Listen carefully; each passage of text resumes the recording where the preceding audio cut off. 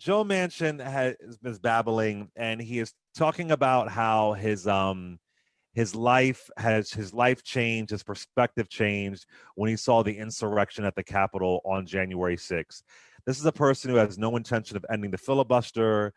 This is the person who isn't even sure he wants to vote on the Voting Rights Act. This is a person who has too much power. He has way too much power, and there's way too much energy circulating around him because he is a fake Democrat, and also Kristen Sinema. She's problematic as well. But I want to play a clip of Joe Manchin talking about January 6th and Rep. Jim Clyburn's reaction right after that. Listen to this. January 6th changed me, and I was very clear with everybody. I never thought in my life, I never read in history books to where our form of government had been attacked at our seat of government, which is Washington, D.C., at our capital by our own people. Now, the British did it, but not Americans. So something told me, wait a minute, pause, hit the pause button. Something's wrong.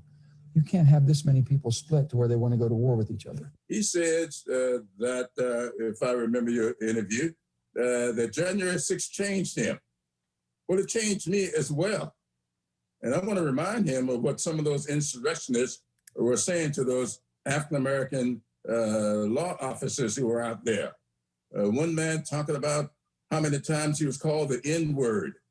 I want to know, how does that man compromise in such a situation? How would he have me compromise in such a situation? And so, David, part of this conversation is about the executive order that Joe Biden signed. And it appears that Joe Manchin isn't happy with that either. So I think it's also really important to play a clip of Fred Guttenberg, the father of Parkland victim Jamie Guttenberg, and he calls out Senator Joe Manchin for his opposition to the House-passed gun background check bill, and of course, Jamie Guttenberg, Fred Guttenberg, his daughter is Jamie Guttenberg. Right. Really, really sad, but he specifically calls out Senator Joe Manchin. Listen to this. Well, listen, let's start with Senator Manchin, who was on your program just minutes ago. And let me remind him, because he keeps talking about how he represents the people of his state. You know what? No, he doesn't. He ran to be a senator. His decisions have national implications, and people die because of the things he does or doesn't do. My daughter died because of gun violence that was preventable, because of things he now says he won't vote for. More people will die across this nation because of things Senator Manchin said this morning. Really powerful from the father of somebody who lost their child to gun violence. And yeah. Your thoughts, David? Okay, so let's start with Fred Guttenberg. And I want to say at the top, the incredible willpower and courage of people like Fred Guttenberg, who lost kids at Parkland, the other parents who lost kids at Sandy Hook, parents who lost kids in other mass shootings, to go out there and advocate publicly, not just to grieve privately.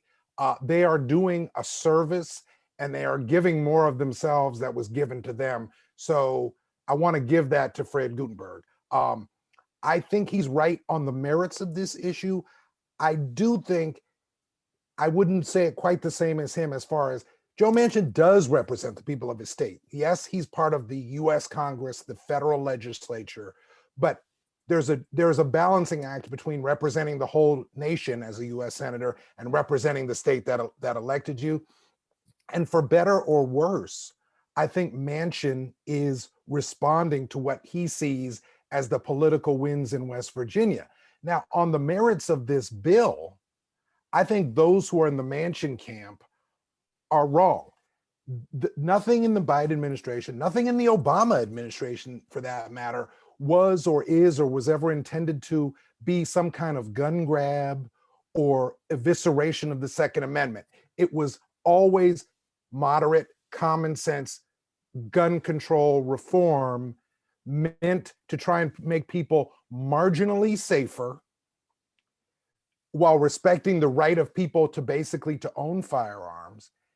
And it's a conservative or right-wing myth that Democrats want to grab and take everybody's guns away. they want to reform the gun laws. And these gun laws make sense, and they don't prohibit people from exercising their basic Second Amendment rights.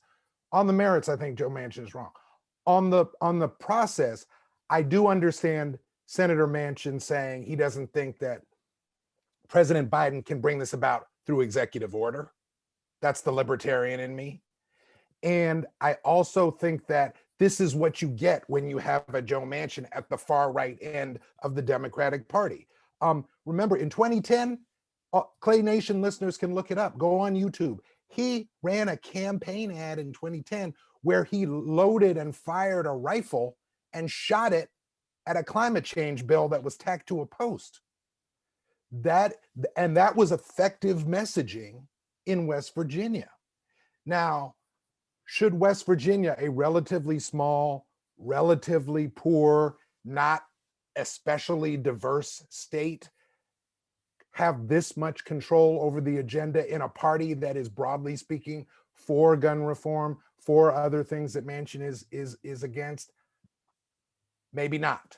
But the hard reality of a two-party system is that you wind up with the majority party, and it's a bare majority. We talk about this all the time on your show, where the ideological spectrum within the Democratic Party runs from in the Senate, runs from Bernie Sanders, an avowed Democratic socialist, to Joe Manchin, who, as you described, Clay, a minute ago, is half a notch shy of being a Republican.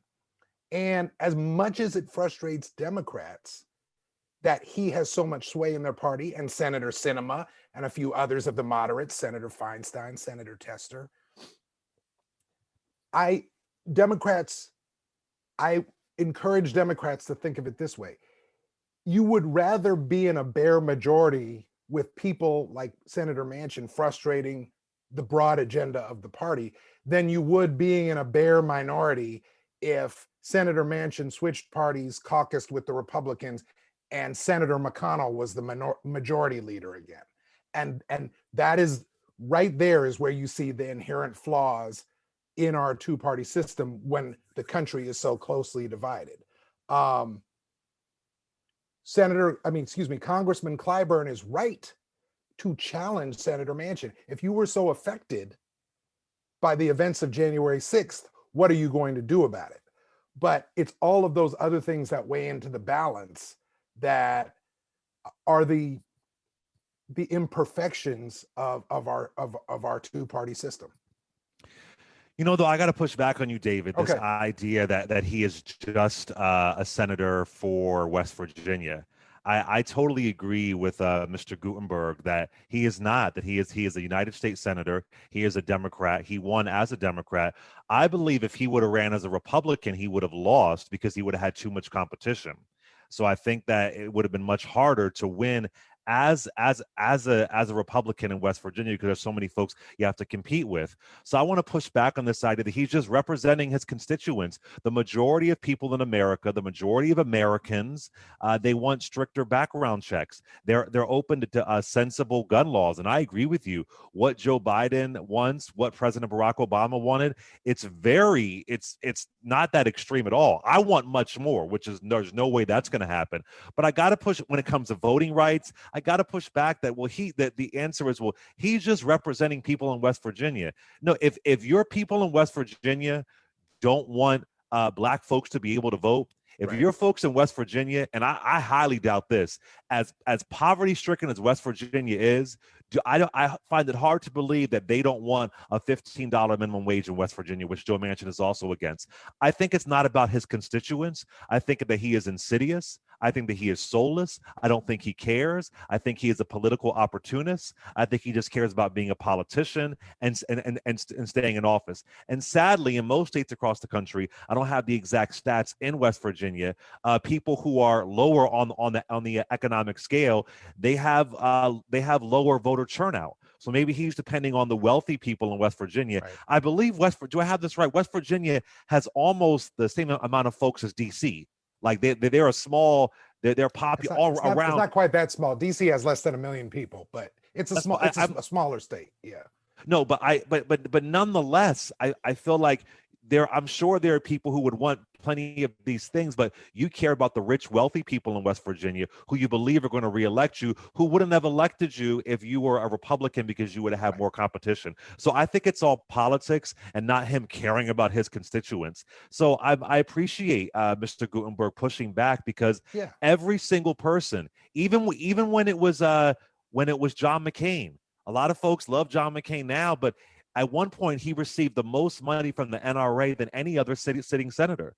So yes, if you are voting against sensible gun laws, then in my opinion, in a metaphorical sense, figuratively, obviously, then in my opinion, there is blood on your hands, metaphorically. I don't think Mr. Gutenberg was saying that Joe Manchin assisted in the Parkland shooter. He didn't pull a trigger, but he's not done anything to roll that back. Let me jump in here and say two things. Sure. I'll come back to Senator Manchin. Before I forget, this is one point I do like to press about Democrats and about Biden and about President Obama. It was always a myth that they wanted to do a gun grab. If your listeners remember, and I know they do, it was a lie to do a gun grab. The Obama administration did nothing on gun control until Sandy Hook. And Sandy Hook took place right at the beginning of his second term.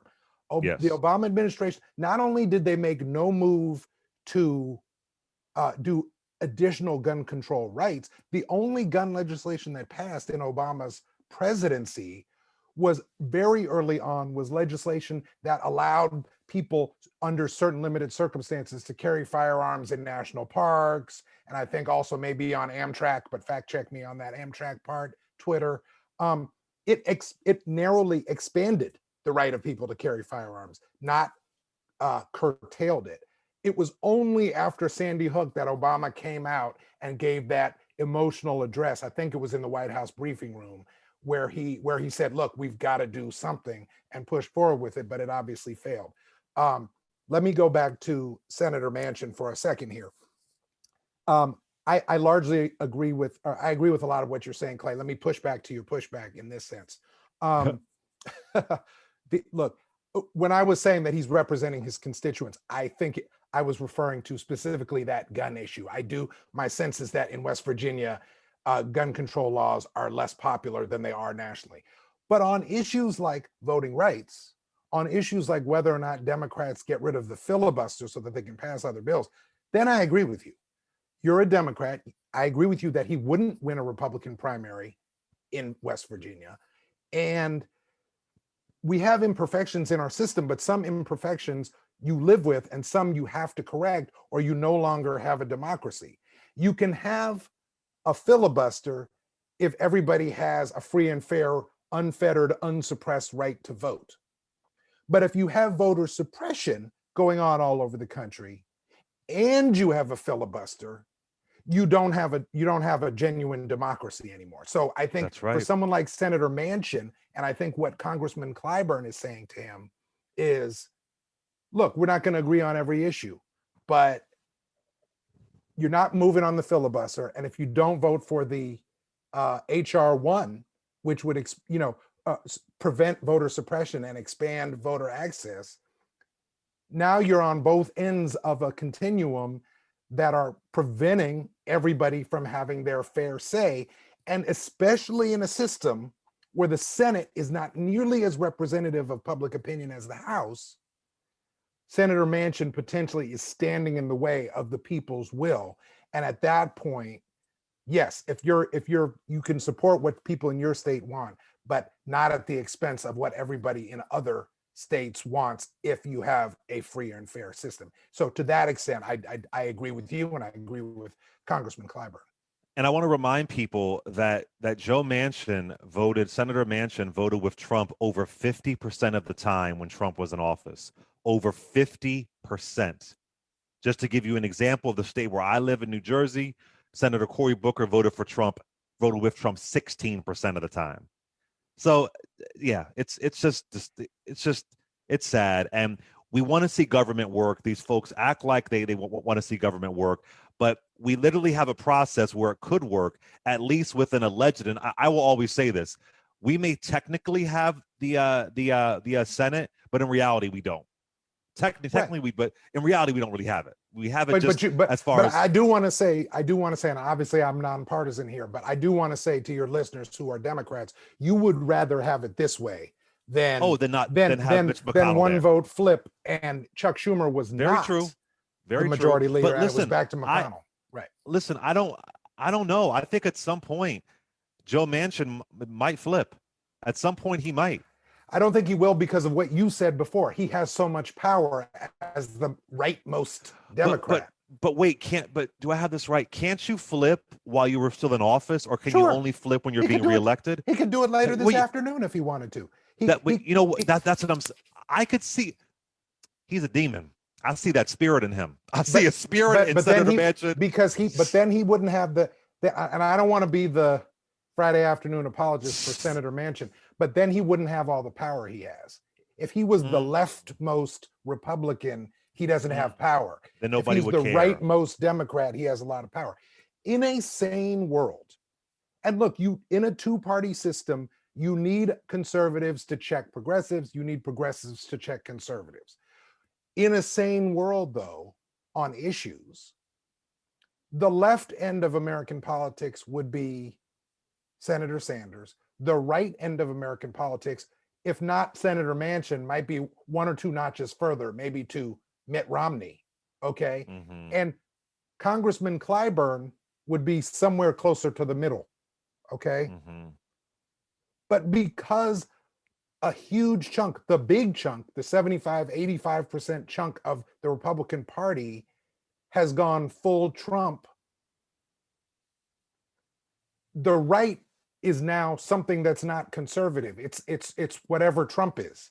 And so the people who should be on the right, somewhere from Manchin to Romney, maybe a little further right, is now the quote unquote middle, when that's not really an ideological middle.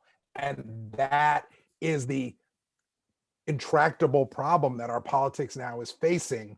And people say, oh, why doesn't this legislation that 75% of people like get done? And it's because the whole left-right debate is taking place within one party, right? The left-right debate is going on between progressive and more moderate Democrats. And then the bulk of the Republican Party is just on some other shit, right? And that's what's going on. David, and I'm just throwing this question at you, so you may not be prepared to answer it, but I want to add, is there a way to end the Senate filibuster without Joe Manchin? Is there any way around it? I don't think there is, right? No, you need a majority vote. So there's no way around it. There's no way around it. And look, Manchin Without at one him. point a few weeks ago And Sinema. Yeah, Manchin and Sinema. And here's the thing.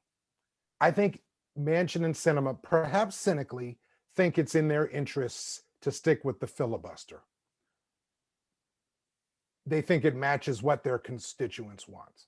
You can imagine a scenario where Senator Sinema could be moved, because she could be primaried from her left in Arizona. Oh, absolutely. Arizona is trending blue. Right. And the demographics favor maybe not someone on the far left, but it's trending blue. But in West Virginia, if you're a Democrat, Joe Manchin that's the best you can hope for. And I'm not saying people should be satisfied with the big picture, but I think people should have a realism about what kind of senator West Virginia is going to elect.